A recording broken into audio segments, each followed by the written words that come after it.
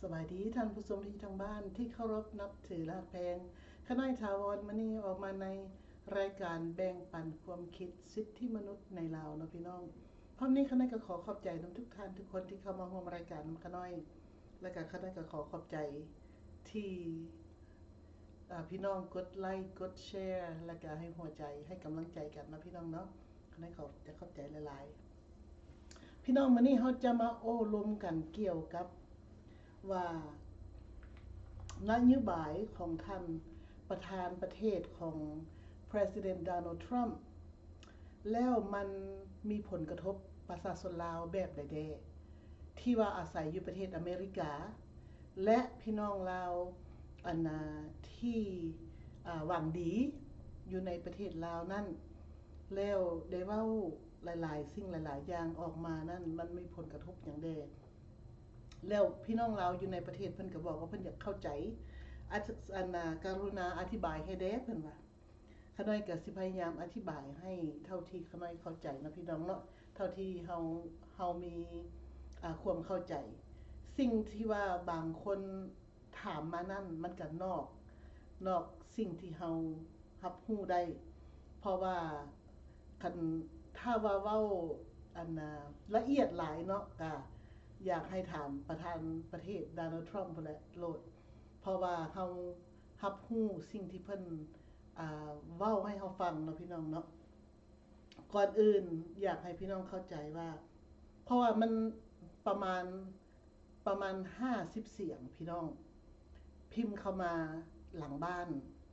ถามว่าพวกท่านสิบ่ได้กลับมาประเทศลาวบ่นะเมื่อคืนนี้เฮาก็เว้าแล้วเมื่อคืนนี้ในรายการขน้อยกับอัญญาเบนก็เว้าไปแล้วพ พิ่นก็ยังถามเข้ามาอีกอยู่มื้อนี้ก็มีอันน่ะคำว่าเป็นห่วงแต่ว่าก็บางคนก็เป็นห่วงอีหลีบางคนก็อยากฮู้จักบางคนก็อยากฮู้เรื่องว่ามันไปจังไดเนาะพี่น้องเนาะก็อยากให้พี่น้องรับรู้เข้าใจและก็มีพระสงฆ์เส้นเดียวกันเขียนมาถามว่า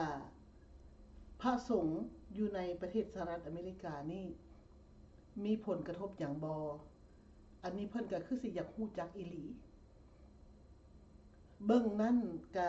ขน้อยก็จะเว้าให้ฟังตามที่ขน้อยเข้าใจเด้อพี่น้องเด้ออันน่ะก่อนอื่นเนาะขน้อยอยากเว้าเรื่องนโยบายของท่านโดนัลด์ทรัมป์ที่ว่าคนส่วนหลายประมาณ30คนนี่แหละอันน่ะเว้าถึงเรื่องบัตรเขียวว่าประธานประเทศโดนัลด์ทรัมป์หั่นเพิ่นออกอันน่ะนโยบายซื้อบัตรเขียว$5 ล้านพี่น้องขน้อยก็จะมาเว้าให้ฟังเส้นเดียวกันเพราะว่าเรื่องโกคอร์ดนี่นะเพิ่นก็ได้เว้าประธานประเทศโดนัลด์ทรัมป์เพิ่นก็ได้เว้าอีหลีแล้วก็หลายคนก็ถามเข้ามาอีกว่าเป็นจังไดว่าซั่นเด้มีผลกระทบอยู่บ่พวกที่ไปคนควายเอานโยบายของทองรุ่นศรีสุริตกับสอนไซและก็กับเฉลิมไซว่าไปคนควายเอาลาวนอกกลับมาสร้างธุรกิจอยู่ในประเทศลาวว่าซั่นเดี๋ยวนี้บ่มีนโยบายให้คนลาวอยู่นอกประเทศพี่กลับคืนไปประเทศลาวบ่ว่าซั่นเด้และมีปัญหาหยังบ่กับการนโยบายของประธานโดนัลด์ทรัมป์เนาะก็อยากเว้าให้พี่น้องเข้าใจว่าสิ่งที่เฮาเข้าใจพี่น้องมันก็เป็นสิ่งที่เฮาได้ยินจากประธานประเทศที่เพิ่นออกมาแต่ละมื้อเพิ่นก็ออกมาเว้ามาว่าให้พี่น้องได้เข้าใจทั่วถึงกันและก่อนอื่นน่ะพี่น้อ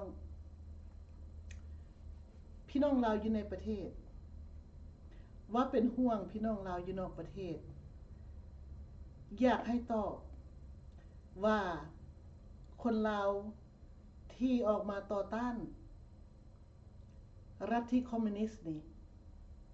สิบ่ได้กลับคืนไปก้มหัวให้พรรครัฐบ่ขน้อยอยากบอกเลยเนาะพี่น้องเนาะเพราะว่าได้ยินมาแต่ไสก็บ่ฮู้จักได้ยินจังใดก็บ่ได้ฮู้รายละเอียดเพราะว่าเพิ่นบ่ได้เว้าให้ฟังว่าเพิ่นได้ยินมาแต่ไสแม่หยังแต่ว่าถามมาจากที่เฮาก็สิตอบไปเลยว่าคนลาวอพยพนี่น่ะบ่ได้กลับคืนถ้าว่าบ่เฮ็ดผิดกฎหมายสหรัฐอเมริกาดังว่าไปฆ่าคนไปข่มขืนผู้อื่นและไปทำร้ายร่างกายหรือว่าทางด้านจิตใจของผู้อื่นก็บ่ได้มีปัญหาและคือพวกเฮาออกมาต่อต้านรัฐที่คอมมิวนิสต์นี่โดยตรงนี่นะเฮาออกมาว่าเป็นปากกระบอกเสียงให้พี่น้องลาวอยู่ในประเทศโดยเฉพาะพี่น้องลาวที่ปากบ่ได้ไอบ่ดังอยู่ในประเทศลาวนั้นอันนี้เป็นสีแก้ชาติใดชาติลาวประชาชนลาวทั้งประเทศนั่นแหละเพราะว่าในเมื่อว่าประเทศลาวนั้นประชาชนลาวปากบ่ได้ไอบ่ดังและพี่น้องลาวอยู่นอกประเทศพี่อาสาสมัครมาเป็นปากกระบอกเสียงเว้าว่าเพื่อกระตุ้นให้ภาครัฐนั้นเห็นว่ายังมีผู้เบิ่งการกระทำที่บ่ดีของพวกผู้นำภาครัฐนั้นมีต่อประชาชนลาวในประเทศและความบ่หวังดีของภาครัฐนั้นมีต่ออยากล้างผ่านประชาชนลาวที่หนีตายออกจากประเทศคอมมิวนิสต์คือพวกเขาหั่นแหละแล้วมาอยู่ประเทศที่เจริญรุ่งเรืองศรีวิไลแล้วเขาก็มาคนขวยอีกเพื่ออยากตัวยั่วหลอกลวงต้มตุ๋นคนลาวที่ซื่อสัตย์สุจริตนี้กลับคืนไปประเทศลาวไปจกกระเป๋าล้างตัวเองนี่นะล้างมือตัวเองนี่นะให้เขาอันนี้คือการภาครัฐวางแผนล้างผ่านคนลาว ขาน้อยก็จะมาเว้าเพราะว่าตั้งแต่เฮาพวกขาน้อยยุติบ่ได้ออกรายการพี่น้องเพิ่นก็เขียนเข้ามาหลายเป็นร้อยท่านเพิ่นเขียนเข้ามาว่าเว้าให้แด้เว้าให้แด้ขนาดคนลาวอยู่นอกประเทศนี่นะพี่น้องอยู่ทางประเทศสหรัฐอเมริกาหรือว่าประเทศยุโรปเพิ่นยังบ่กล้าเว้าเพิ่นยังเขียนมาให้เฮาว่าเว้าให้แด้เว้าให้แด้คนลาวอยู่แถวอันบ้านเพิ่นหั่นมีลาวลิงมาตัวยั่วหลอกลวงกันแล้วก็มีคนมาจากประเทศลาวนั่นมาขนขวายสักส่วนให้คนลาวอยู่นอกประเทศนี่ไปลงทุนยังบ่แล้วบ่เลิกได้พี่น้องและพี่น้องลาวผู้ที่เพิ่นได้กลับคืนไปประเทศลาวนั่นพี่น้องลาวที่อยู่อเมริกานี่นะพี่น้องลาวอเมริกันนี่นะได้ซิติเซนแล้วมีธุรกิจการงานอยู่อเมริกานี่แล้วกลับคืนไปประเทศลาวไปเห็นในสิ่งที่บ่ดีบ่งามหั่นแหละพี่น้องเพิ่นก็ได้มาเว้าให้ฟังและเพิ่นก็บอกว่าเว้าเด้ออย่าสุดหยุดอย่าสุเซาได้เพราะว่าประเทศลาวมันบ่แม่นว่าบ่อนสงบสุขได้เป็นบ่อนที่รองรับเอาคนที่บ่ดีจากประเทศเวียดนามจากประเทศจีนคนที่เขาเจ้าขี้ออกจากประเทศเขาเจ้าแล้วคนขี้คุกแล้วเขาเอามายู่มาใส่ประเทศลาวแผ่นดินลาวนั่นประเทศลาวพี่น้องลาวอยู่ในประเทศนั้นจึงเดือดร้อนและมีอย่างไอ้ท่านหนึ่งเพิ่นก็ไปเยี่ยมยามท่าแค่เพิ่นไปเยี่ยมยามเอื้อยเพิ่นก็ไปเห็นเขาเจ้าขุดบ่อคำอยู่วิลาบุรีเพิ่นก็มาบอกเว้าให้ฟังว่าคนอยู่แถวนั้นน่ะทุกข์ยากลำบากหลายพี่น้องลาวเฮาหั่นน่ะบ่มีอยู่บ่มีกินบ่มีที่เฮ็ดนาทำกินเลยเขาไปดุดเขาไปค้นเขาไปยึดที่ดินจนฮอดชายแดนแก้วว่าซั่นเด้พี่น้องถ้าเฮาบ่เว้าน่ะพี่น้องถ้าพี่น้องลาวอยู่นอกประเทศนี้บ่เว้านั่นแล้วไผสิเว้าซอยและพี่น้องลาวอยู่ในประเทศนั้นได้แต่ปิดปากบ่มีผู้ใดจะกล้าเว้ากล้าว่าซอยกันพี่น้องสิทธิมนุษย์อยู่ในลาวบ่มีไดอยู่ในประเทศลาวสิทธิมนุษย์บ่มีและอยู่ในประเทศลาวนั้นพี่น้องเพิ่นบอกว่าการทำบุญทำทานมันเกินเหตุจนบ่มีเงินบ่มีคำสิเลี้ยงชีพเลี้ยงปากเลี้ยงท้องในครอบครัวแล้วยังเกณฑ์กันอีกได้พี่น้องเพิ่นว่าเกณฑ์กันออกไปเฮ็ดบุญทำทานเฮ็ดถนนหนทางต้องมีออกแห่งงานรวมอันคำว่าสร้างสาครอบครัวนั่นต้องนอกจากเวลาของส่วนรวมแล้วจึงไปเฮ็ดส่วนตัวได้ซึ่งน้อยเวลาอยู่บ้านนอกใครแต่คนอยู่ในเมืองพี่น้องเพิ่นว่าจังซั่นเด้คนอยู่ในเมืองหั่นยังมีเวลาหลายกว่าแต่ว่าคนอยู่นอกนี่เขาเจ้าจะเก็บกำแท้ๆประชาชนเป็นค่อยค่ามาใช้ให้รัฐบาลก็คือภาครัฐนั่นแหละและเจ้าหน้าที่ของภาครัฐก็เข้มงวดกดขี่ข่มเหงประชาชนลาวอยู่ตามเขตชนบทนั่นแต่ละเขตนั้นมีนายบ้านมีกองหลอนมีอย่างก็ปกส.เพิ่นว่าตำรวจบ้านพายปืนละง่างปืนยาวหั่นเพิ่นว่าลากเซตามถนนหั่นใส่เกือบแตะบ่เฮ็ดหยังมีแต่ไปขู่ประชาชนแต่ละบ้านนั่นตัวนี้มีหลายแท้ๆพี่น้องทั่วประเทศได้บ่แม่นแต่อยู่ในเมืองเขตวีระบุรีเด้อยู่แถวนากายก็บอก อยู่ทั้งเหนือลงฮอดสุดใต้เป็นจังซั่นหมดแถวชนบทนะและประชาชนทุกข์ยากลำบากประชาชนทุกข์ยากลำบากบ่มีไผซอยพี่น้องและบัดนี้ตามที่มีท่านหนึ่งเพิ่นเว้าให้ฟังอยู่ภาคเหนือภาคเหนือพัดมีแต่จีนพี่น้องภาคใต้พัดเวียดนามเพิ่นบอกว่าอยู่หลวงพระบางนะคนจีนนั้นเต็มถนนสะทรายบ่เป็นระเบียบเพิ่นบอกว่าเขาเจ้าย่างนี่ต่ำห้ามไปหมดแม้แต่พระสงฆ์เดินบิณฑบาตยามเช้าก็บ่เว้นอยู่ในลาวนั้นมันบ่มีสิทธิมนุษย์มันบ่มีไผบอกไผได้เพราะว่ามันมีแต่คนที่ปากบ่ได้ไอบ่ดังได้อยู่เมืองลาวนั่นน่ะพี่น้องและอยู่ในประเทศลาวนั้นถ้าว่าผู้ที่มีตำแหน่งหน้าที่เป็นผู้แทนแต่ละเขตนั่นน่ะบ่มาออกปากออกเสียงบ่ออกเว้าต่อต้านแทนประชาชนแต่ละเขตของตัวเองแม่นพวกนี้พวกผู้แทนแต่ละเขตนี่เป็นนกสองหัวต่อไปหาพรรครัฐพอได้แบ่งปันส่วนกองโต๊ะรายรับจากกองโต๊ะแล้วไปแบ่งปันส่วนจากประชาชนของเขตตัวเองได้พี่น้องคูดฮีดคมเหงน้ำประชาชนลาวหั่นแหละ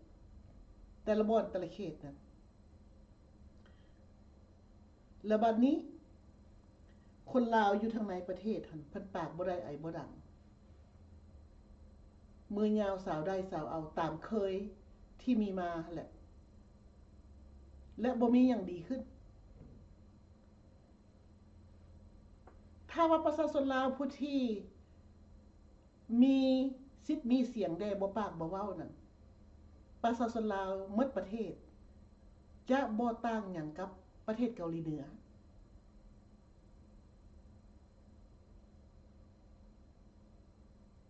ภาครัฐบอกให้ก็ต้องให้ภาครัฐบอกให้ไปขุดถนนก็ต้องได้ขุดถนนพี่น้องถ้าว่าประชาชนลาวทั้งชาตินั้นบ่ลุกบ่ตื่นโตประเทศลาวจะกลายเป็นเกาหลีเหนือที่สองเพราะว่าปัจจุบันนี้คนลาวนั่นออกไปเฮ็ดเวียกอยู่ประเทศไทยก็เป็นล้านแล้วออกไปประเทศเกาหลีใต้มาเลเซียอินโดนีเซียปีละแสนภาครัฐเฮ็ดนาใส่หลังประชาชนได้พี่น้องตะกี้นั่นเขาขังประชาชนลาวไว้เขาบ่ให้ออกประเทศแม่นบ่ย้อนหยังย้อนเขาจะเอาไว้รับใส่เขาบาดเขากะบ่ไหวเขาให้พวกหนุ่มน้อยนี่ออกจากประเทศไปเป็นกรรมกรประเทศอื่นเพื่อแบ่งส่วนรายรับมาเป็นส่วนหนึ่งของพวกเขา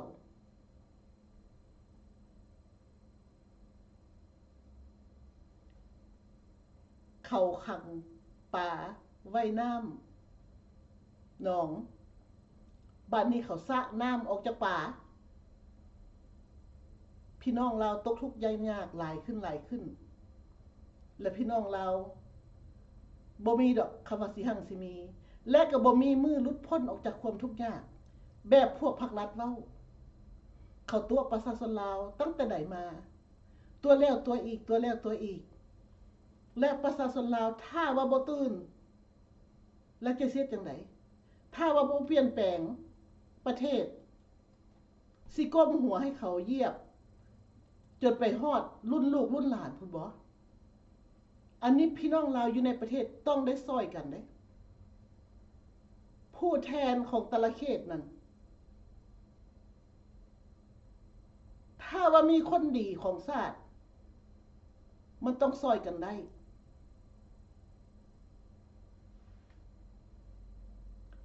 พี่น้องลาวอยู่ในประเทศหลายชีวิตหลายคน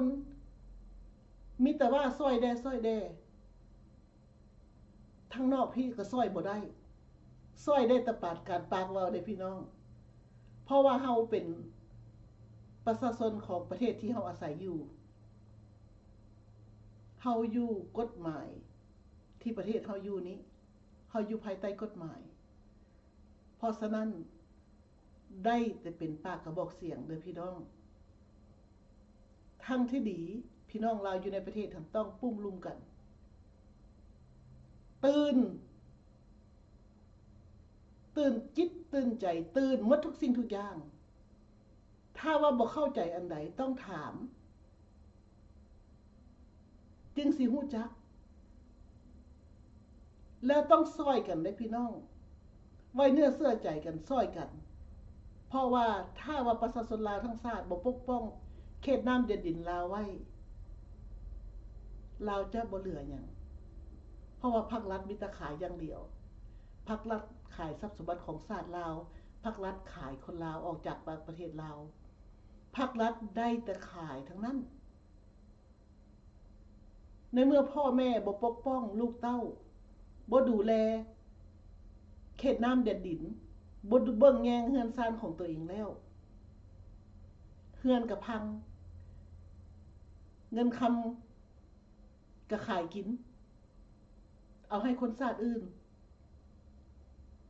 แผ่นดินลาวเลยกลายเป็นมรดกลูกเต้าก็คือประชาชนลาวบ่มีที่พึ่งที่อาศัยเพราะว่าพ่อแม่มันเปื่อยเนื่อยพี่น้องเว้าแล้วก็เว้าอีกประชาชนลาวอยู่ในประเทศนั้นต้องซอยกันปกป้องประเทศชาติของตนอันนั้นเป็นสิ่งที่ถูกต้องที่ควรคณะสิกลับคืนมาอเมริกาพี่น้องเพิ่นเขียนเข้ามาเพิ่มอีกว่าเว้าให้แด้ว่าซั่นเว้าให้ฟังได้ดูมันเป็นจังได๋ประธานประเทศโดนัลด์ทรัมป์เว้าว่าอันน่ะเรื่องบัตรเขียวอันน่ะสีทองเพิ่นเอิ้นว่า gold card เนาะว่า5 million dollars gold card อันน่ะอันนั้นมันเป็นบัตรเขียวได้พี่น้องบ่ได้แม่นบัตรซิติเซนเด้อบางคนก็ว่ามันบัตรซิติเซนมันบ่แม่นมันเป็นบัตรเขียวที่ว่าซื้อเอาเข้ามาประเทศอเมริกาบัตรเขียวซื้อมาประเทศอเมริกานั้น$5 ล้านอันนั้นซื้อเข้ามาเพื่อเฮ็ดธุรกิจเพิ่นจะเอาแต่คนหั่งคนที่มีความรู้การศึกษาเข้ามาในประเทศเพื่อจะมาซอยเฮ็ดธุรกิจต่างๆของเขาเจ้าแล้วภาษีก็ต้องเข้าอเมริกาเวียดก็เป็นเพื่อประชาชนอเมริกา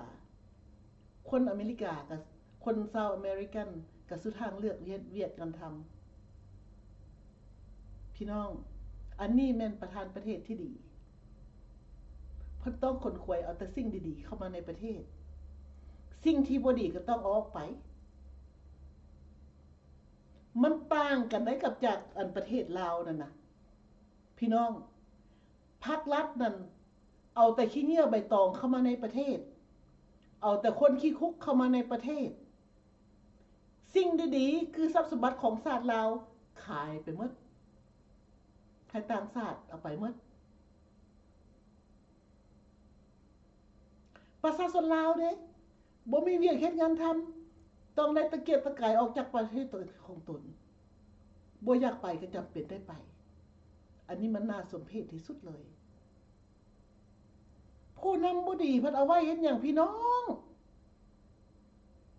ผู้นำบ่ดีนั่นนะเอาไว้เฮ็ดหยัง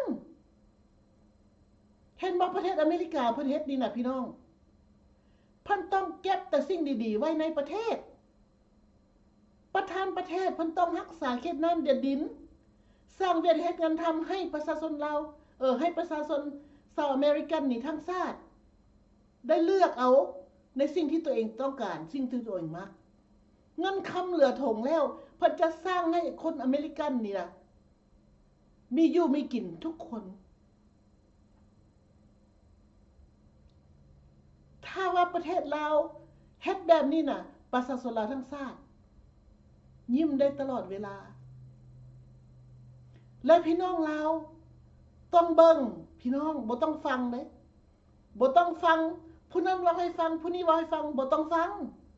ถ้าสิฟังประธานประเทศโดนัลด์ทรัมป์พี่เพิ่นเว้าหยังมื้อนี้แต่ละมื้อเพิ่นออกมาเว้าตลอดเพิ่นเว้าหยังมื้อนี้เพิ่นมีนโยบายหยังแด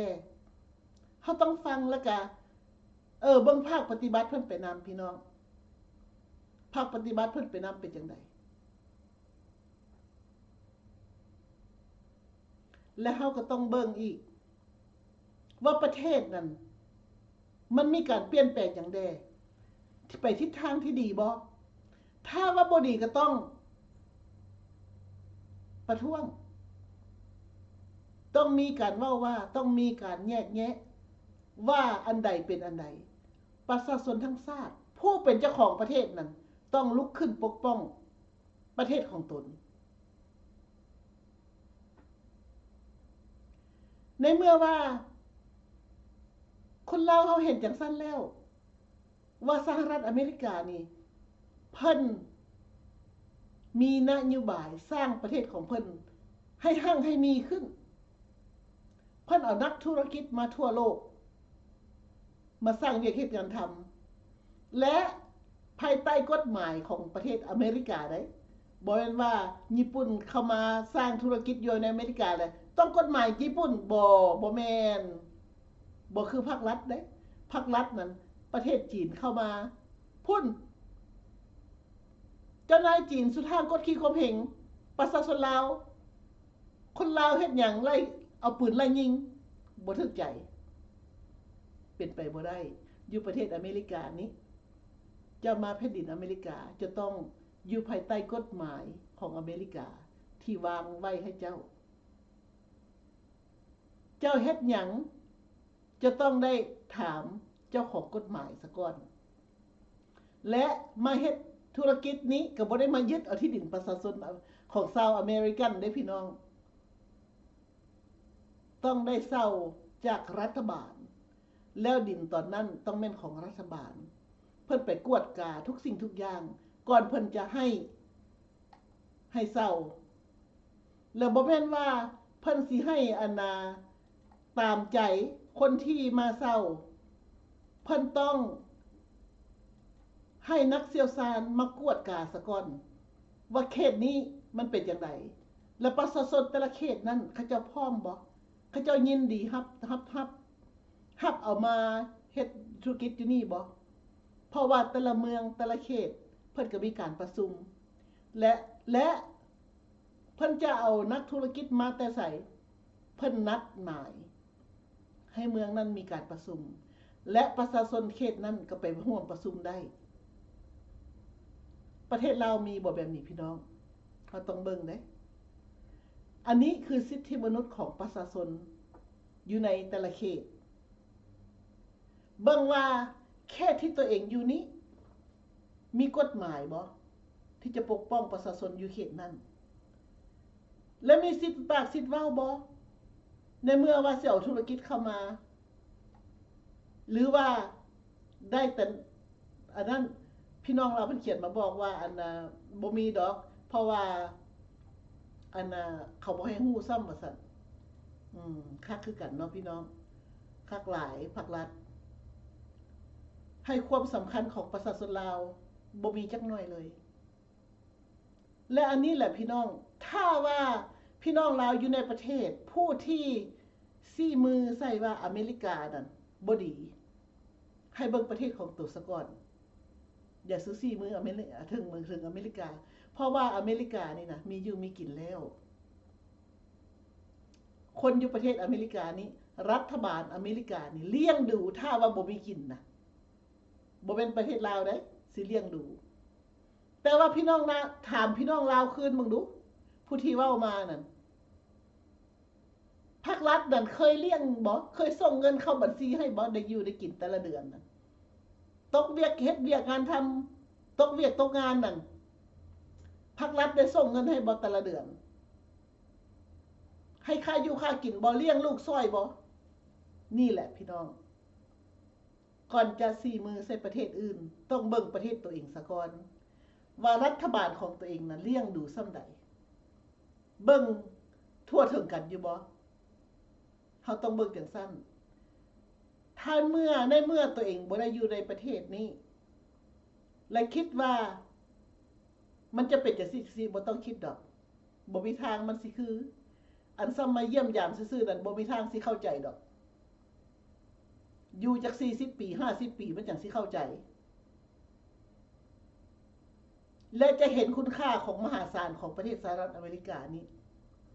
ทุกสิ่งทุกอย่างพี่น้องทุกสิ่งทุกอย่างนั่นมันบ่แม่นว่าเกิดขึ้นอันข้ามวันข้ามคืนมันใช้เวลาเพื่อสิรับรู้เพื่อสิเข้าใจเพื่อสิได้รู้จักระบบระเบียบของประเทศที่เฮาอาศัยอยู่และได้เมื่อว่าเฮาเป็นคนชาวอเมริกันเฮาเป็นลาวอเมริกันนี่นะพี่น้องเฮาอยู่ภายใต้กฎหมายเฮาบ่เคยเฮ็ดผิดกฎหมายจักเทื่อบ่เคยเข้าคุกบ่เคยเข้าตาราง some speeding ticket นี่บ่มีปัญหาบ่ได้กลับเมือดอกประเทศลาวนั่นและท่านที่เพิ่นเขียนเข้ามาว่าพวกต่อต้านรัฐที่คอมมิวนิสต์นี่สิได้กลับคืนเมื่ออันกาบตีนอันพรรครัฐนั่นฝันโลดบ่มีดอกก่อนอื่นก็แม่นว่าผู้ที่เว้าผู้ที่อันมาลี้ภัยอยู่นี่ก็อยากให้เข้าใจเด้อพี่น้องมีพี่น้องเพิ่นถามมาว่าและผู้ที่มาเยี่ยมยามพี่น้องอยู่อเมริกานี้หรือว่ามาท่องเที่ยวแล้วไปหาพี่น้องแล้วล่ะไปเฮ็ดการอยู่ร้านอาหารบ่ไปอันเฮ็ดการอยู่อันสวนสิบ่ได้กลับบ่เพิ่นสิเอากลับบ่หรือว่าลี้อยู่บ่พี่น้องบ่ต้องลี้ดอกเพราะว่าอเมริกานี่นะเพิ่นอยู่ในระบบเทคโนโลยีที่ละเอียดเพิ่นนั่นน่ะมีอันไหนซิสเต็มที่เพิ่นเฮ็ดเวียกกวดทุกสิ่งทุกอย่างขนาดด้วยระบบคอมพิวเตอร์และบัตรบ่หรือว่าตีตาเข้ามาไม่อย่างทุกสิ่งทุกอย่างเพิ่นมีที่อยู่เพิ่นมีเลขโทรศัพท์เพิ่นมีชื่อผู้ที่จะไปหาเพิ่นก็ติดต่อติดตามแต่นั้นถ้าว่าพี่น้องเสื่องกันเอาไว้พี่น้องก็จะมีปัญหากับกฎหมายพี่น้องผู้ที่เอากันไว้นะจะมีปัญหาเด้เป็นหยังปกป้องคนที่ผิดกฎหมายทางที่ดีนั่นเฮารับสารภาพซื้อปิยนต์แล้วก็เมื่อยังมีโอกาสเทื่อหน้าเพิ่นมีนโยบายดีๆเฮาก็จังประกอบมาใหม่อันนี้สำหรับผู้ที่อยากมาผู้ที่อยากอยู่อเมริกาพี่น้องแต่ว่าผู้ที่มาด้วยความแสวงหาอยากได้บัตรเขียวอยากอยู่อเมริกานี้เพื่อมาตัวยั่วหลอกลวงต้มตุ๋นคนลาวอพยพขนาดอันนี้มีปัญหาได้เพราะว่าพี่น้องเพิ่นเขียนเข้ามาอันนี้ปัญหาย้อนว่าเจ้าหน้าที่เพิ่นมีหูมีตาเพิ่นก็เบิ่งว่าเดี๋ยวนี้อยู่ไสผู้เกี่ยวนี่กำลังเฮ็ดหยังอยู่และอยู่นี่มันเป็นจังไดประชาชนอยู่ในเขตนั้นมักบ่มีผู้สอดแนมมีจ้องเบิ่งบ่อยู่ไสก็ต้องมีคนพี่น้อง ถ้าว่ามีพิรุธแล้วมันก็ถึง Homeland Security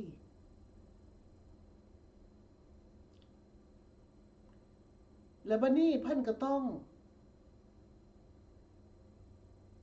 ไปตามกฎหมายหั่นแหละพี่น้องทางที่ดีแล้วพากันเฮ็ดให้ถูกต้องตามกฎหมายเพราะว่ามีแต่คนที่ถูกต้องตามกฎหมายที่อยู่อเมริกาได้เพราะว่าประเทศอเมริกานี่กฎหมายเพิ่นศักดิ์สิทธิ์เพราะว่าเพิ่นใช้ความเที่ยงธรรมเพิ่นใช้ศีลธรรมเป็นข้อตัวบทกฎหมายและเพิ่นก็เฮ็ดให้ประชาชนเพิ่นทั้งชาติอยู่ดีมีสุขเป็นหยังจังว่าจังซั่นเพิ่นบ่อยากให้คนชาติอื่นมาเอาเปรียบประชาชนของเพิ่นอันนี้เป็นการดี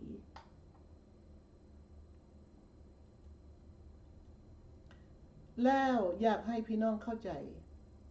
อันน่ะเรื่องวัดวาอารามเนาะเพราะว่าผ่านมานี่เฮาก็เห็นว่าตะเวนออกกลางพวกแขกขาวหาทางปุ้นจี้หรือว่าไปคิลักคิเลมอันน่ะวัดวาอารามหรือว่าประชาชนชาวเอเชียนโดยเฉพาะพี่น้องเพราะว่าเขาเจ้าฮู้ว่าคนเอเชียนี่มักใส่คำมักอันน่ะเครื่องประดับมักเพชรมักพลอยแล้วก็ใส่เครื่องอ่าที่มียี่ห้อดังๆนะพี่น้องอันนี้แหละเขาเจ้าจึงเลยจับตาเบิ่งแล้วก็นำไปปุ่นไปจี้ฮอดเฮือนฮอดซานฮอดวัดฮอดวาพี่น้องคนลาวเฮาก็ล่าหลังอยู่เด้ถึงขั้นว่าเฮาอยู่ประเทศสหรัฐอเมริกาก็ยังล่าหลังอยู่เป็นหยังจังว่าจังซั่นเพราะว่าอยู่ในวัดวาอารามหั่นน่ะพี่น้องเห็นบ่เวลาเพิ่นทำบุญทำทานหั่นน่ะเพิ่นยังเอาแบบเก่าแบบเดิมเอาเงินมาห้อยเฮ็ดให้แล้วก็อันน่ะเอาเงินมาห้อยต้นบ่หรือว่าเฮ็ดประเจิดประเจ้อเพื่อมันเป็นการซ่อมว่าอันเฮ็ดให้คนที่บ่หวังดีคนที่ขี้รักขี้เลมหั่นน่ะไปปุ้นไปจี้หั่นน่ะให้เขาเจ้าให้เขาเจ้าอันนั้นไปปุ้นตัวเองว่าซั่นซะแล้วคนที่ถ่ายวิดีโอออกไปตาม Facebook YouTube หั่นน่ะก็เป็นการซักซ้วนเขาเจ้าเส้นเดียวกันเพราะคนที่พวกบ่ดีหั่นน่ะเขาเห็นแล้วเขาเจ้าก็นำไปว่าอันนี้อยู่ไสอยู่ไสอยู่ไสหั่นแหละพี่น้องพวกที่บ่หวังดีนี้พวกที่สิไปปุ้นไปจี้นั่นเขาเจ้าง่ายง่ายย้อนคนลาวเฮาอันใดก็ประเพณีอันใดก็ประเพณีอันใดก็ฮีดคองแล้วบ่อยู่ตามปัจจุบันยึดแต่อดีตลืมว่าตัวเองอยู่ปัจจุบันนี่ปี2025แล้วอดีตหันตั้งแต่เสื่อยแต่พระเจ้าสามหำพุ่นขออภัยนำหลายๆพี่น้องเขาได้ก็ได้ยินผู้อาวุโสเพิ่นเว้าเขาได้ก็บ่ฮู้ดอกว่าเป็นจังได๋เพิ่นว่าตั้งแต่ดึกดำบรรพ์พุ่นนะซุมื้อนี้ยังมาปฏิบัติกันอยู่เฮาเลยบ่ปรับบ่เปลี่ยนจักเทื่อเฮาก็เลยเป็นคนที่งมงายล่าหลังบ่ว่าแต่อยู่ประเทศลาวอยู่ประเทศสหรัฐอเมริกาก็เส้นเดียวกันก็เลยตกเป็นเหยื่อของภัยสังคมเห็นบ่พี่น้องถ้าเฮาบ่มีสติปัญญาถ้าเฮาบ่มีความระมัดระวังมันจะกลายเป็นเหตุเฮ็ดให้ผู้อื่นมาปุ้นตัวเองมาจี้ตัวเองนั่นน่ะพี่น้องมันเป็นจังซั่นได้ถ้าเฮาคนลาวเฮาบ่เตือนกันนะเฮาสิรอให้ผู้ใดมาเตือนเฮาถ้าว่าเฮาเฮ็ดถูกต้องเฮ็ดให้มันเหมาะสมเฮ็ดให้มันเบิ่งว่าอันนี้มันเหมาะสมอันนี้มันควรอันใดมันก็พอดีพองามบ่มีไผว่าหยังเฮาต้องเป็นหูเป็นตาช่วยกันเด้อพี่น้องและในบัดนี้เฮาสังเกตบ้างมั้ยคนลาวเฮาไปไสมาไสเฮาบ่คิดคำนึงถึง ว่าคนเหล่านี้มาอย่างมาต่อหน้าเฮานี่เฮาบ่สังเกตเบิ่งหน้าตาเบิ่งสายตาของคนว่าคนเหล่านี้เขาสิมาดีต่อเฮาบ่หรือว่าเขาเจ้าสิมาทางบ่ดีต่อเฮาอันนี้เฮาก็เบิ่งคือกันพี่น้องคือมีแม่ตู้หนึ่งเพิ่นฮดสวนอยู่หน้าบ้านพวกแขกข่าวขี่รถกายไปแล้วเขาจอดเขาเอิ้นถามเขาว่ามายับมานี่ได้สถามเด้ผัดปะตะโยน้ำก็ย่างออกไปหาเขาเจ้าอยู่แคมทางแล้วเขาเจ้าว่าใส่คอเจ้างามเนาะค่อยขอเบิ่งแดพันย่างไปหาเขาก็ดึงใส่คอแล้วเขาก็ไปพี่น้องอันนี้แหละเฮาบ่มีความระมัดระวังเฮาบ่มีความปกป้องตัวเองย้อนหยังไงย้อนเฮาหนึ่งเฮาบ่คิดเบิ่งว่าคนผู้อื่นนั่นเขาเจ้ามาหันเขาเจ้าว่าด้วยแบบใดสมมุติถ้าเฮาระมัดระวังนั่นเขาเจ้าเอิ้นไปจังซั่นบ่ไปบัดนี้ตัวเองก็เป็นผู้เฒ่าก็ต้องปะตัวโยหันแล่นเข้าเฮือนล็อกประตูแล้วก็โทรหาลูกหาเต้าทางที่ดีเพราะฉะนั้นเฮาจึงได้บอกกันพี่น้องเตือนกันเอาไว้เฮาบ่อยากให้คนลาวเฮานี่นะตกกลายเป็นเหยื่อของสังคม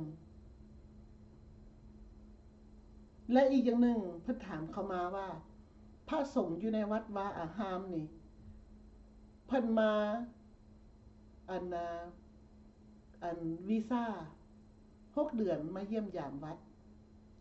บัดนี้อยู่เป็นปีแล้วบ่กลับคืนเมืองประเทศสิได้กลับคืนบ่ก็ได้กลับเลยเนาะพี่น้องทางที่ดีหันหาละซื้อปียนต์กลับเมืองโลด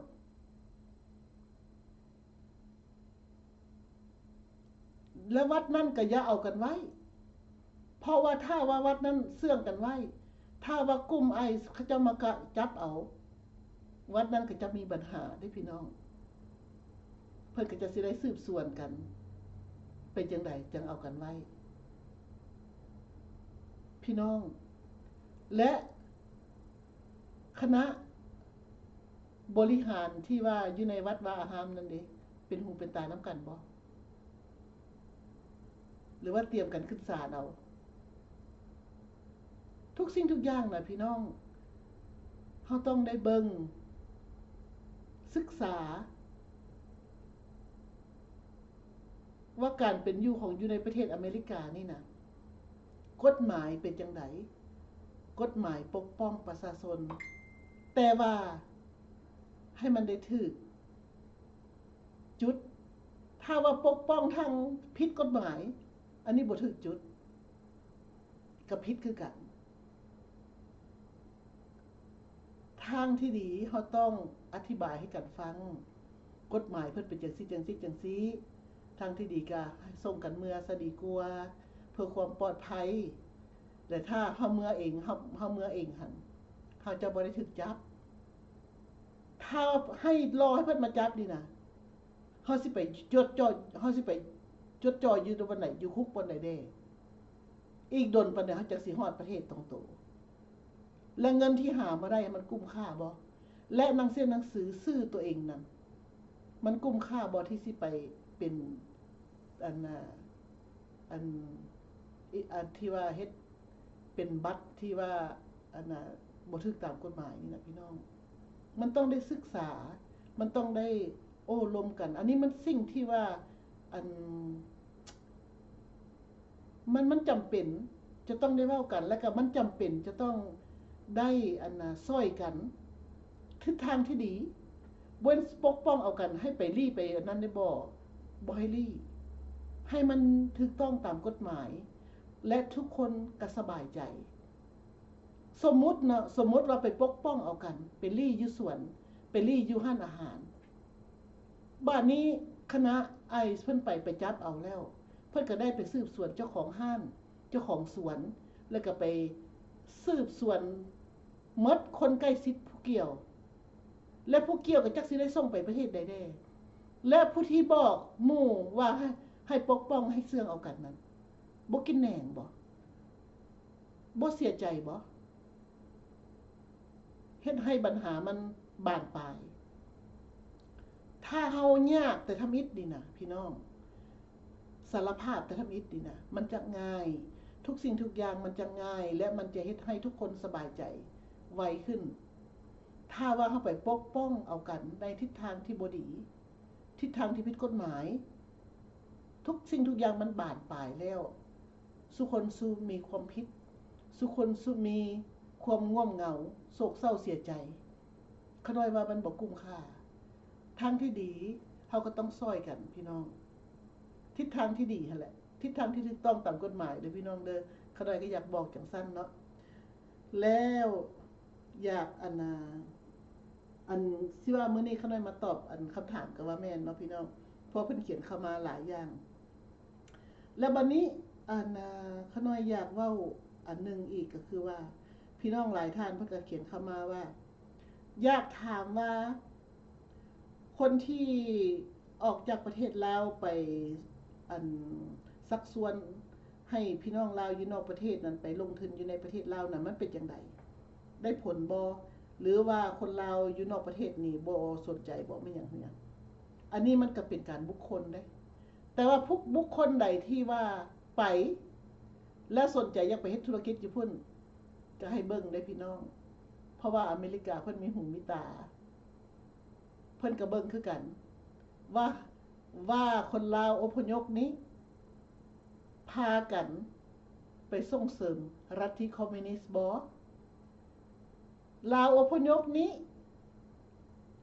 ไปยกย่อปอปั้นคอมมิวนิสต์บ่ไปลาวนี่ไปส่งเสริมคอมมิวนิสต์บ่คันไปจังซั่นน่ะพี่น้องเพิ่นก็สิได้เชิญออกจากประเทศอเมริกาแล้วเพราะว่าอเมริกานี่เพิ่นมีไว้ให้คนที่รักษากฎหมายและประชาธิปไตยในเมื่อว่าประชาชนผู้ใดบ่มักอเมริกาแล้วเพิ่นก็จะเอาบัตรคืนและถ้าว่ามีผู้ใดเห็นเว้าในทางโทรศัพท์บ่เว้าในวิดีโอบ่แม่นหยังอันใดก็ตามเพิ่นมีวิดีโอมีรูปภาพอันใดสักส่วนหรือว่ามีตัวบทเขียนคำเว้าคำว่าบ่หรือว่าทางเว้าจายกย่อปอปั้นคอมมิวนิสต์นี้เพิ่นก็จะต้องดำเนินไปตามกฎหมายทุกสิ่งทุกอย่างอยู่ในภายใต้กฎหมายของอเมริกานี่นะพี่น้องคือศีลธรรมและถ้าว่าคนลาวคือผ่านมาเฮาเคยเว้าพวกลาวลิงลาวข้างลาวอันใดก็ตามที่ว่ากลับคืนไปประเทศลาวแล้วส่งเสริมลัทธิคอมมิวนิสต์นั้นก็ให้ระวังเอาไว้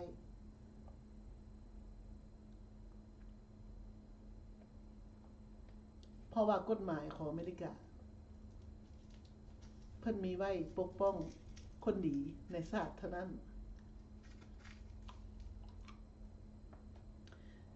และผู้ที่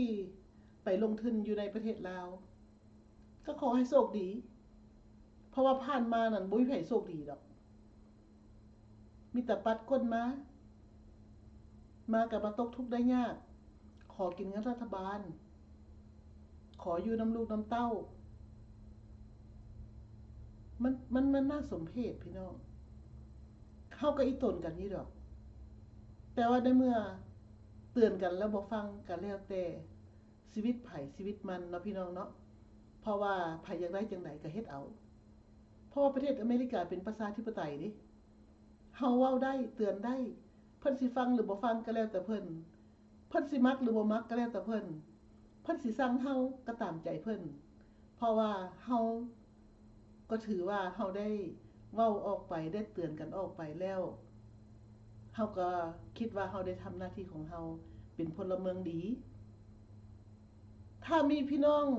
หลายๆคนเป็นพลเมืองดีก็มีสีแก่ชาติเด้เนาะพี่น้องเนาะและมีพลเมืองดีกับพาชาติเจริญคือกัน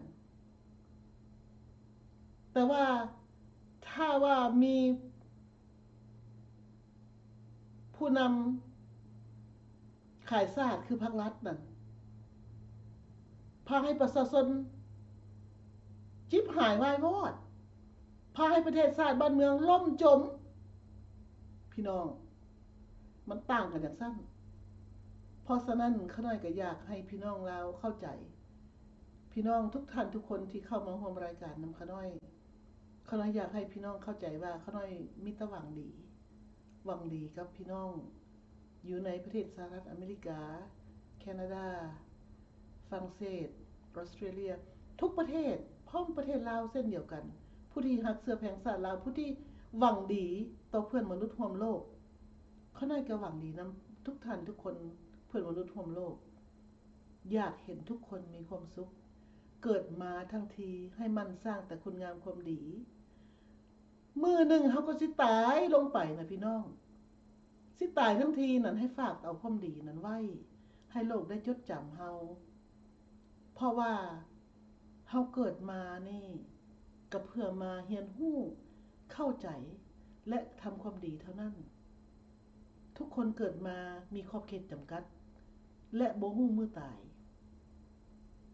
แต่ว่าในเมื่อเฮามีชีวิตอยู่มีลมหายใจเฮาฮู้ว่าเฮาเป็นไผมาจากไส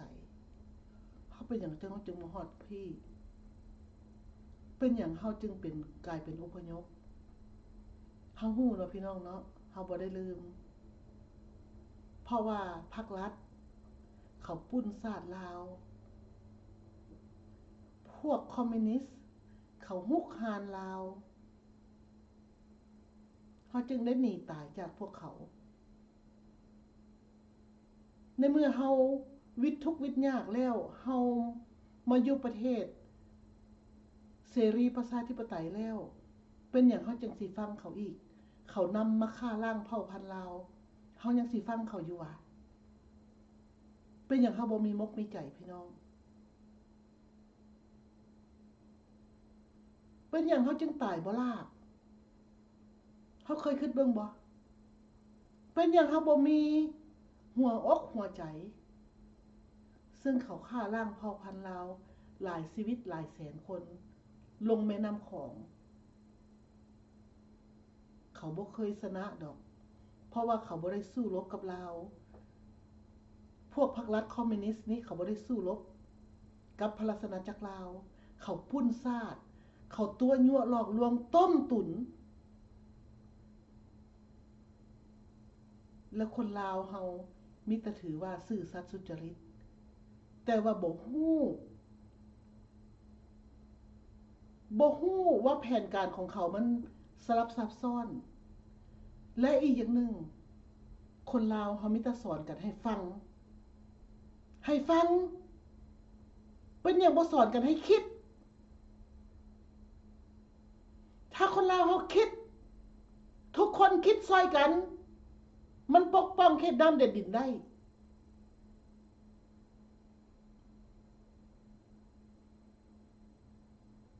ผู้ใหญ่ผู้น้อยเว้ากันมีแต่บอกต้องฟังความผู้ใหญ่ถ้าบ่ใหญ่ผู้ใหญ่บ่เป็นตาสแตกสิฟังหูว่ามันเหี่ยงถ้าผู้น้อยเว้ามีเหตุผลฟังได้เป็นหยังบ่ตายดอก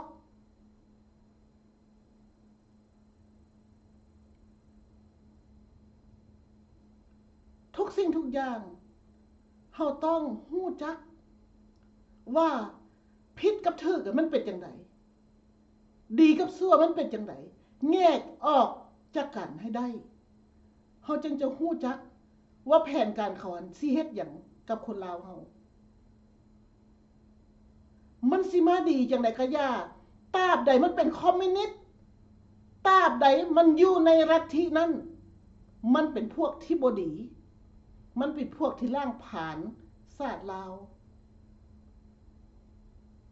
มันฆ่าล้างเผ่าพันธุ์ลาวเสื้อพวกเขาเฮ็ดหยัง อันนี้แหละจึงว่าลาวตายบ่ลาวบ่มีหัวอกหัวใจลาวตาขาวคือยายเบ็ดเว้าอะไรลาวมันตาขาวมันบ่มีจิตใจ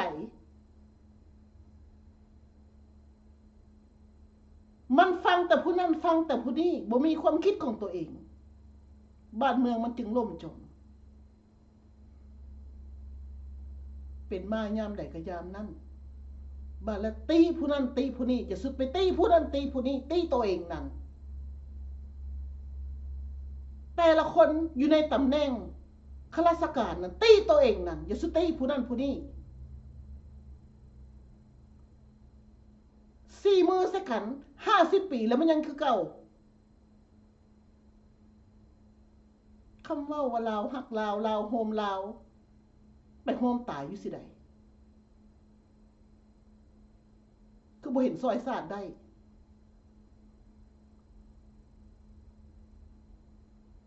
อย่าสุล่อให้ตายก่อนศาสตร์ต้องซอยศาสตร์ให้ทันการเวลา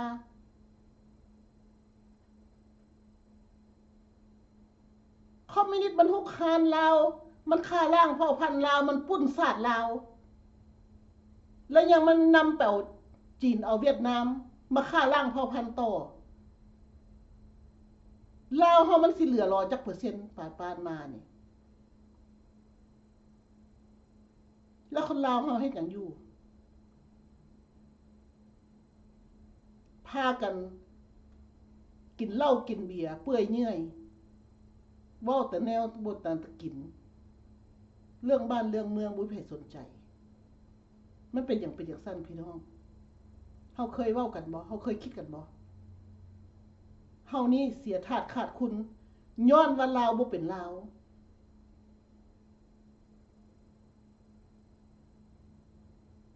เบิ่งศาสตร์อื่นเขาจะลุกขึ้นเพื่อซอยกันปกป้องศาสตร์เขาบัดลาวเด้อยู่คนละจอกละแจผู้ใดก็ว่าไผก็ว่ามันสั่นก็ว่าตอนเป็นผู้นั้นเป็นผู้นี้ทางที่จริงแล้วตกน้ำหัวเพียงกันหมดแหละแม่นผู้ใดโปโลซะมื้อนี่แม่นผู้ใดแลสิเป็นผู้ฮักเสื้อแพงศาสตร์อีหลีสิเป็นผู้ดึงเอาศาสตร์ลาวไว้นั่นอย่าสุเว้าแต่ปาก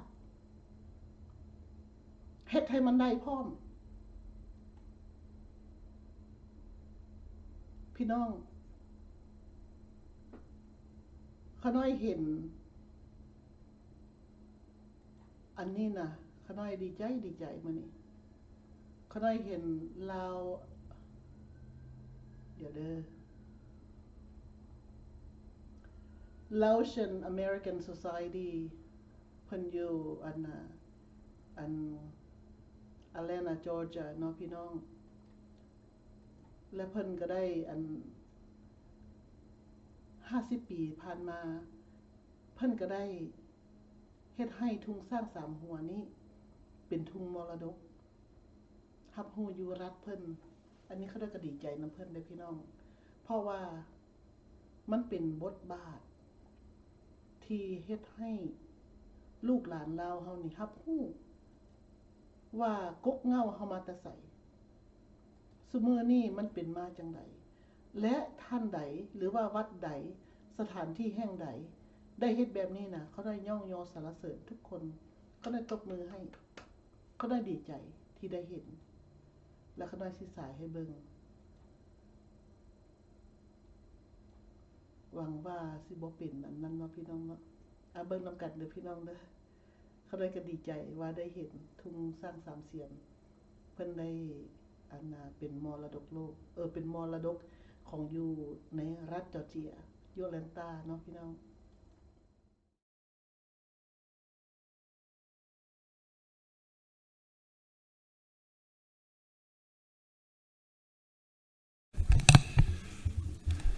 Thank you, Mr. President. In just a few minutes, we'll pass a resolution, hopefully in this chamber, honoring the Laotian community in the state and those that fought alongside U.S. troops in Laos. We've got a group of veterans and members of the Laotian community in the chamber today. If they would please stand. During the Vietnam War, Laos became an unexpected battleground, and in collaboration with the CIA, they fought alongside the U.S. troops. They were a huge ally for us, and they played a critical role in aiding and protecting the United States military operations in Laos. In 1975, there was a huge shift in the government, and the Communist Party of Laos took over, and they changed their flag. But the men and women and the members up here were able to flee the country. They found refuge here, and there are pockets of communities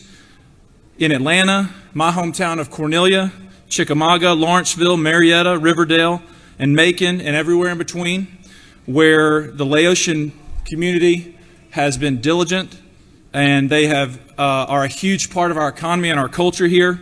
And so this resolution will be officially the state of Georgia recognizing the former flag of Laos before the communist government took over as their heritage flag. And it's try to hold it up for them. This will be the flag, and this resolution will honor them. We want to thank them for their service and their part of our community here in Georgia. So if y'all would rise and just welcome them to the gallery. We'll be voting on this very soon.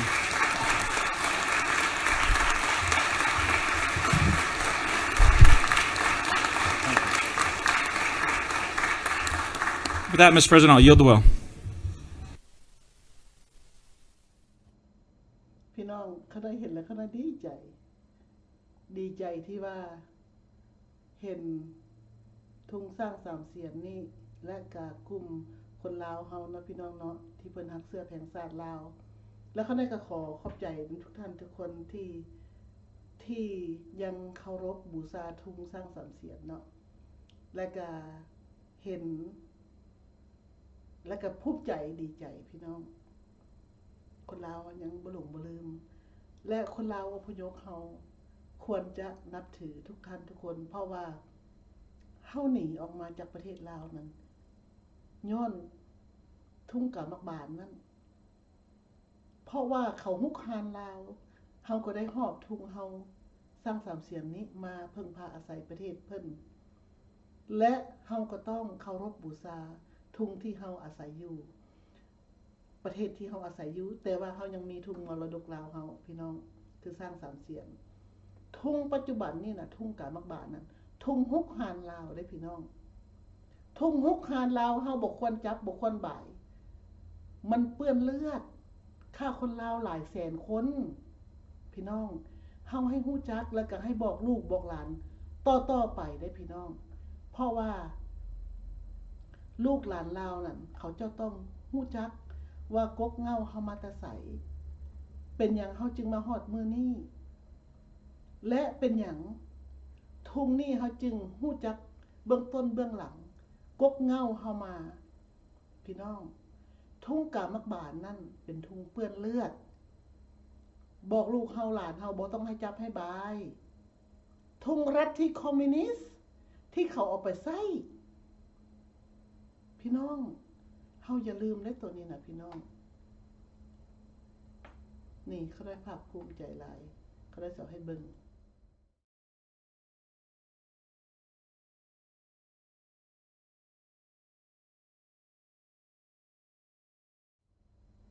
เห็นน้ำกันนะพี่น้องเนาะลาวอพยพเฮาควรนับถือและก็ขอบใจนำทุกท่านเนาะที่เพิ่นออกมาแชร์ลาว Laotian American Society อยู่ Atlanta Georgia และก็ขอบใจชีวิตเนาะที่เอาออกมาเผยแพร่อยู่ใน Facebook เพิ่มอีกเพื่อเฮาจะได้เห็นทั่วถึงกันและก็ทุกท่านทุกคนที่แชร์ออกไปเนาะพี่น้องเพราะว่าเฮาให้คนลาวเฮาทุกคนตื่นตัวว่าที่มาที่ไปของเฮามันเป็นจังไดอันนี้แม่นทุ่งที่สะอาดขาวสะอาดท ทุ่งที่อยู่เย็นเป็นสุขคนลาวเฮาอยู่เย็นเป็นสุขด้วยทุ่งกาสร้างสามเสียนเฮาอยู่ในประเทศลาวเฮาก็มีความสุขตอนสมัยพระราชอาณาจักรลาวปกครองเพราะว่าทุ่งกาสร้างสามเสียนนี้เพิ่นเป็นผู้ปกครองชาติลาวเฮาและในเมื่อว่าเฮามาอยู่ประเทศอเมริกาอยู่ประเทศประชาธิปไตยทั่วโลกนี้เฮาก็อยู่เย็นเป็นสุขเช่นเดียวกันเพราะว่าเฮามีทุ่งสร้างสามเสียนและทุ่งประเทศที่เฮาอาศัยอยู่พี่น้องและเห็นบ่พี่น้องลาวอยู่ในประเทศนั้นยกย่องทุ่งคอมมิวนิสต์ประเทศลาวมันจึงล่มจมประเทศลาวมันจึง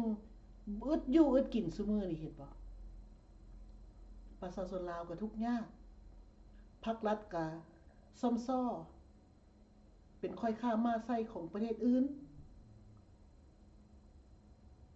เห็นบ่พี่น้องความล่มจมล้มเหลวของประเทศชาติบ้านเมืองและอีกอย่างหนึ่งนะพี่น้องข้าน้อยอยากให้พี่น้องลาวเข้าใจว่าเป็นอย่างข้าน้อยจึงเอาออกมาเพราะว่าข้าน้อยคิดว่ามันเป็นสิ่งที่ถูกต้องมันเหมาะสมมันควรยกย่องคนที่ทำดี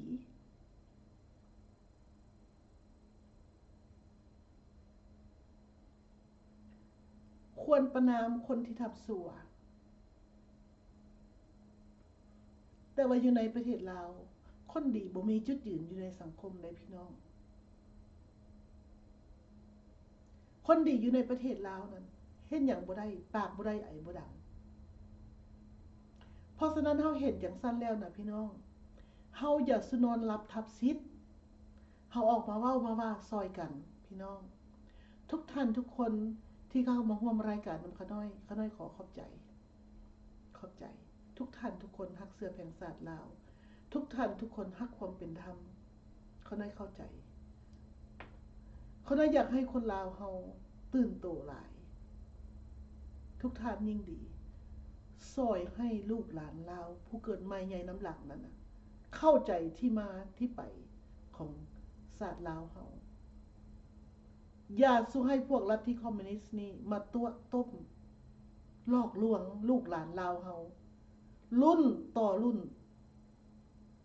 เฮาบ่อยากเห็นความทุกข์ความยากของประชาชนลาวเฮาอยากเห็นแต่ความอยู่ดีมีสุขพี่น้องเพราะฉะนั้นข้าน้อยก็ขอขอบใจนำทุกท่านทุกคนที่เข้ามาร่วมรายการนำข้าน้อยพร้อมนี้ข้าน้อยก็ขอจบรายการเพียงเท่านี้เนาะพี่น้องเนาะมื้อหน้าโอ้ลมกันใหม่และข้าน้อยก็ดีใจที่ว่าได้เห็นทุกท่านทุกคนยังมีความรักเสื้อแผงชาติขอให้ทุกท่านทุกคนจงมีแต่ความอยู่เย็นเป็นสุขเนาะพี่น้องเนาะข้าน้อยก็ขอพรจากคุณพระพุทธพระธรรมจงนำทางชีวิตให้ทุกท่านทุกคนมีอายุวันโนสุขังพลังมีจิตใจก้าวให้ผู้อื่นได้ฮู้ได้เข้าใจได้ปฏิบัติกันระหว่างคนลาวเฮาด้วยกันและให้ทุกคนเข้าใจและซอยกันปกป้องเขตน้ำเด่นดินลาวเอาไว้ให้ลูกหลานลาวรุ่นสู่รุ่นต่อไปได้อยู่ได้พึ่งพาอาศัยส่วนเฮาอยู่นอกประเทศพี่เฮาก็อยู่นอกประเทศพี่มีความสุขเจริญรุ่งเรืองศรีวิไลแล้วเนาะพี่น้องเนาะพร้อมนี้เขาได้ขอให้ทุกท่านทุกคนจงสุขสมดีตลอดไปเนาะพี่น้องสาธุสาธุสาธุอนุโมทามิพร้อมนี้เขาได้ก็ฮักทุกท่านทุกคนที่ฮักความเป็นธรรมขอให้ทุกท่านทุกคนจงมีแต่ความผาสุกตลอดไปนะพี่น้องสบายดีเด้อค่ะนาย